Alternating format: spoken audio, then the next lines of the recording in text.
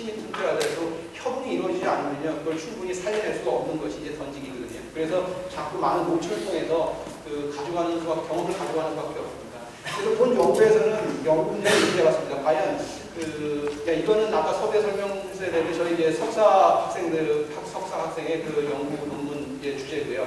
같이 한 거고요. 그래서 간단하게 야구 피칭에 있어서 야구 선수들과 일반인의 견갑골의 차이가 있을까?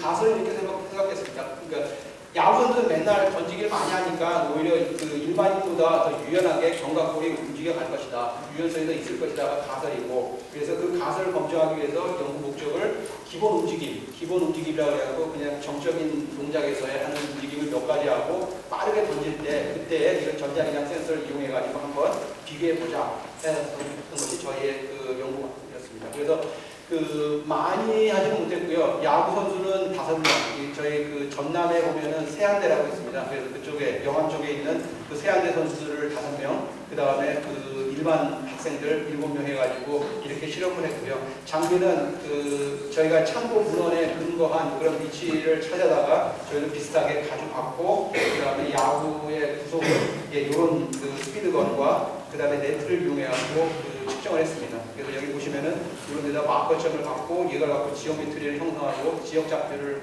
구성하고 그 다음에 각각의 훈련 각도라든지 각도 이런 것들을 저희가 계산을 해봤습니다. 그래서 여기 보시면은 기본 어깨 움직임은 굴곡 신전은 앞쪽으로 이렇게 갔다 왔다 할 때, 그때 굴곡 신전할 때 견갑골에서는 어떻게 움직이는지, 그리고 외전 바깥으로 벌렸다가 이렇게 내릴 때 과연 어떤 식으로 움직이는지 그런 식으로 해봤고요. 샘플링 레이시라고 해가지고 이 측정 장비가 초당 120장의 프레임을 찍습니다. 그러니까 영상을 초당 240으로 보십니다. 240개의 영상을 인식한다고 보시면 되고요. 그래서 운동학적 변인을 전방 기울기, 후방 기울기, 그 다음에 상방 회전, 하방 회전 이런 것들을 가져왔고요.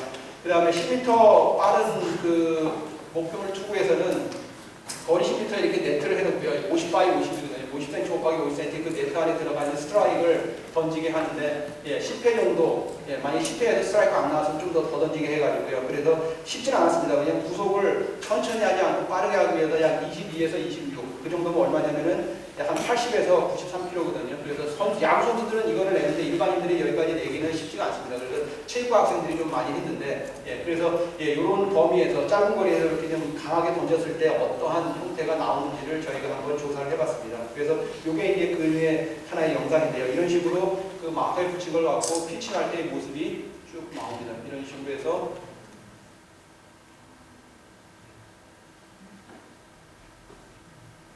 던지는 모습이 나오고 이런 데이터를 갖고 저희가 이제 분석을 합니다. 그래서 이제 어깨 움직임을 봤을 때 좀 약간 의외의 결과가 나왔습니다. 지금 영어로 되어 있는데 간단하게 말씀드리면은 오히려 이런 앞에로 이렇게 올리고 내리고 할 때 보면은 얘가 전방하고 후방으로 이렇게 왔다 갔다 움직이는데 오히려 비선수, 그러니까 선수가 아닌 사람들이 후방 쪽으로, 그러니까 얘가 아플 때 후방 기울기 쪽이 훨씬 더 각도가 더 컸습니다. 그리고 외전했을 때도 통계적으로 유리한 거는 120도하고 맥스일 때 보면은 선수보다 일반인이 오히려 더 훨씬 더 외전되는 각이 훨씬 더 크게 나왔었습니다. 그래서 기본 동작에서는 평균치가 일반인들이 좀 크게 더 나왔고요. 그 얘기는 좀 더 유연성 있게 올라갔다는 얘기고요. 빠른 피칭에서도 이제 피칭의 동작의 구간을 여러 개로 나눠서 이렇게 봤을 때 빠른 피칭에서도 이투라고 하는 상체가 뒤로 이렇게 딱 제껴졌을 때 이 자세일 때 보면은 전후방 기울기 자체가 유의하게 차이가 났는데 오히려 선수들보다 일반인들이 더 각도가 크게 나왔습니다. 어떻게 보면은 이게 저희가 예상하고는 좀 반대입니다. 예상하고는 좀 반대였거든요. 그래서 논문에서 보면은 야구 선수가 더 강직한 어깨를 갖고 있는가 아니면 더 어깨가 부들부들한 유연성을 갖고 있는가 이런 고민을 해봤거든요. 그래서 처음에 저희 연구 결과가 잘못된 줄 알고 상당히 고민했는데 또 참고문도 찾아보니까는 강론을박이 있더라고요. 그래서 토마스하고 스테판 같은 경우에는 대학 야구 선수들하고 고등학교 야구 선수들 비교해보니까 대학 야구 선수들이 훨씬 더 가동 범위가 크더라. 왜냐면 많이 썼기 때문에 가동 범위가 더 커서 유연성 있는 어깨를 가져간다라는 게 있었고요. 또 하나 뭐냐면은 다른 논문에서는 오히려 야구 선수가 비선수들 비해서 더 딱딱한 우리처럼 스티프한 그런 결과가 나오더라. 그래서 더 경관절의 가동 범위가 더 적게 나왔고 그 이유 때문에 오히려 경관절의 가동 범위가 적다 보니까는 어깨 충돌 증후 같은 그 부상의 위험성이 일반인들보다 야구 선수가 더 올 수가 있다라는 거 이렇게 주장을 하더라고요. 일반인들은 그렇게 어깨를 많이 이렇게 과하게 쓸 일이 없으니까 어깨 충돌 전혀 없거든요. 그래서 그런 얘기를 했는데 이것저것 볼 때는 제가 볼 때는 타이밍 에러입니다. 투구가 아니라 투수입니다. 투수 개인 간의 개인차가 상당히 좀 심하다고 봅니다. 이거는 그래서 제가 이제 기아의 재활분 트레이너로 계시는 이제 장세훈 코치하고도 여러 번 얘기를 해봤는데요. 실제 그 선수들을 볼 때도 그렇다고 합니다. 그러니까 어떤 선수는 한 50개 던지고 나면 어깨가 부들부들해지면서 이렇게 잘 던지는 선수가 있고 어떤 선수는 50개 던지기 시작하면 어깨가 뭉치기 시작하는 선수가 있거든요. 선수마다 그렇게 과사용을 하게 되면 오히려 풀어지는 선수가 있고 과사용을 하게 되면 오히려 더 강직하게 가는 선수가 있거든요. 그래서 그 견갑골을 얼만큼 강직성을 풀어주면서 유연성을 가져갈 것이냐가 상당히 키포인트고요. 그래서 제가 보더라도 그 넥센에 있는 소사 선수 같은 경우는 거의 한 80개, 100개 던지고 나면 싱싱해지는 것들이 보면은 물론 이제 약간의 그런 유전적인 차이가 있을지 모르지만 그 선수 같은 경우 유연성 자체가 상당히 강직하는 게 아니라 오히려 더 풀린다는 그런 느낌을 받을 수 있었습니다.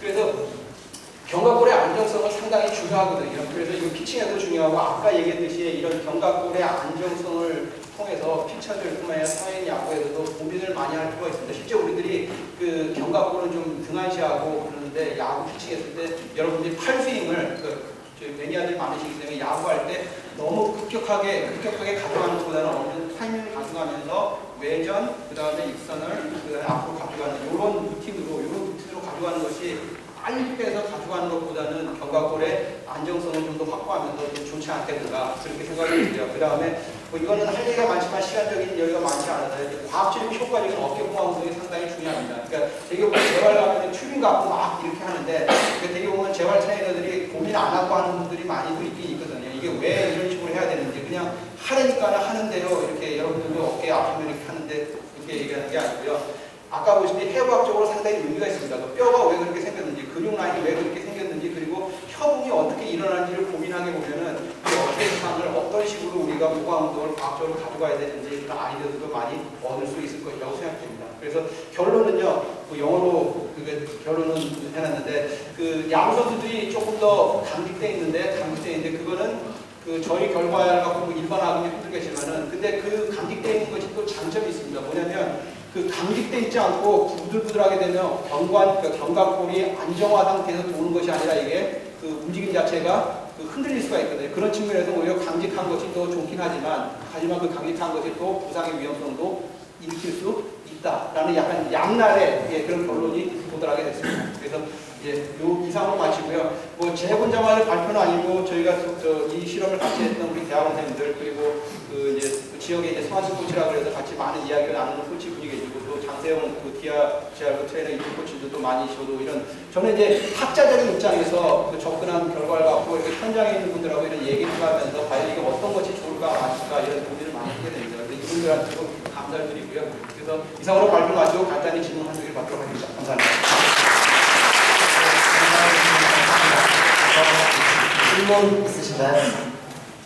예. 저희 자료 모실 때 공을 던질 때 선수들이랑 그 다음에 일반인들 다 10번씩 던진다고 전부 던진다고 했잖아요. 10번을 다 기록하신 거 아니면 최종 마지막으로? 아니 10번을 다 기록했습니다. 평균값을 갖고 이렇게 평균값이요?